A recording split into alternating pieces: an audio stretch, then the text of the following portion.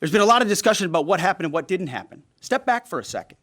Because of decisive military action, President Trump created the conditions to end the war, decimating, choose your word, obliterating, destroying Iran's nuclear capabilities.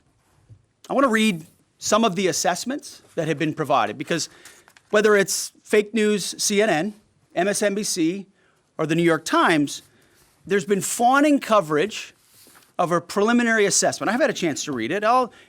Every outlet has breathlessly reported on a preliminary assessment from DIA.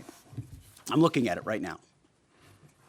Again, it was preliminary, a day and a half after the actual strike, when it admits itself in writing that it requires weeks to accumulate the necessary data to make such an assessment. It's preliminary.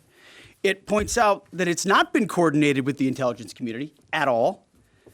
There's low confidence in this particular report. It says in the report there are gaps in the information. It says in the report multiple linchpin assumptions are what this assessment, a linchpin assumption, you know what that is? That means your entire premise is predicated on a linchpin. If you're wrong, everything else is wrong. And yet, still, this report acknowledges it's likely severe damage. Again, this is preliminary, but leaked because someone had an agenda to try to muddy the waters and make it look like this historic strike wasn't successful. I'm going to get to the chairman in a moment because he's going to lay out the particulars for you based on his professional military experience. But here's what other folks are saying. The DIA that put that report out says this is a preliminary low-confidence report and will continue to be refined as additional intelligence becomes available. How about the Israeli Atomic Energy Commission? The devastating U.S. strikes on Fordow destroyed the site's critical infrastructure and rendered the enrichment facility inoperable. Have any of these quotes made their way into the New York Times or the Washington Post, MSNBC, CNN? Any of these quotes? How about this one? This is a new one from the UN, the United Nations. No friend of the United States, or certainly Israel often. Here's the head of the UN Atomic Energy Agency this morning, Rafael Grossi.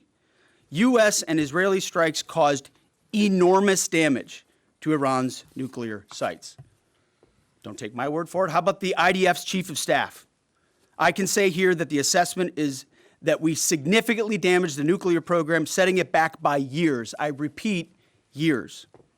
The Iranian foreign minister, the spokesman, our nuclear installations have been badly damaged, that's for sure. I'm sure that's an understatement. John Radcliffe, the director of the CIA, putting out a statement just last night. CIA can confirm that a body of credible intelligence indicates Iran's nuclear program has been severely damaged by recent targeted strikes.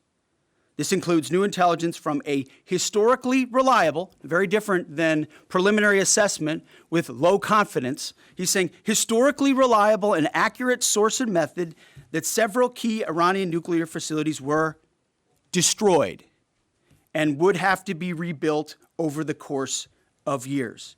CIA continues to collect additional reliably sourced information to keep appropriate decision makers fully informed. How about DNI Tulsi Gabbard yesterday? She writes, and I quote, "New intelligence confirms what POTUS has stated numerous times. Iran's nuclear facilities have been destroyed." Institute for Science and International Security President David Albright, overall Israel and U.S. attacks have effectively destroyed Iran's centrifuge enrichment program. Time and time again, I can go down the list, those that understand, those that see, those that do proper assessments recognize that what the United States military did was historic. And again, before I pass it to the chairman, because you, and I mean specifically you, the press, specifically you, the press corps, because you cheer against Trump so hard, it's like in your DNA and in your blood to cheer against Trump, because you want him not to be successful so bad, you have to cheer against the efficacy of these strikes. You have to hope maybe they weren't effective.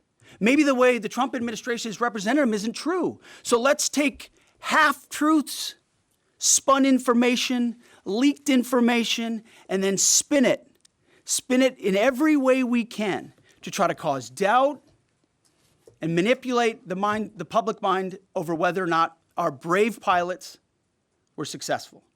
How many stories have been written about how hard it is to, I don't know, fly a plane for 36 hours?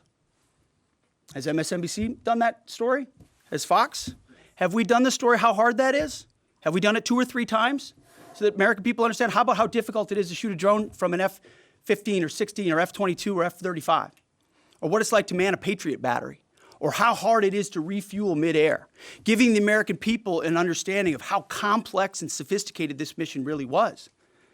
There are so many aspects of what our brave men and women did that because of the hatred of this press corps are undermined because people are trying to leak and spin that it wasn't successful. It's irresponsible. And folks in this room are privy to that information because of the proximity here in the Pentagon. It's an important responsibility. And time again, classified information is leaked or peddled for political purposes to try to make the president look bad. And what's really happening is you're undermining the success of incredible B-2 pilots and incredible F-35 pilots and incredible refuelers and incredible air defenders who accomplished their mission, set back a nuclear program in ways that other presidents would have dreamed. How about we celebrate that? How about we talk about how special America is, that only we have these capabilities? I think it's too much to ask, unfortunately, for the fake news. So we're used to that. But we also have an opportunity to stand at the podium and read the truth of what's really happening. And the reality is you want to call it destroyed, you want to call it defeated, you want to call it obliterated, choose your word. This was an historically successful attack, and we should celebrate it as Americans, and it gives us a chance to have peace, chance to have a deal, and an opportunity to prevent a nuclear Iran, which is something President Trump talked about for 20 years, and no other presidents had the courage to actually do.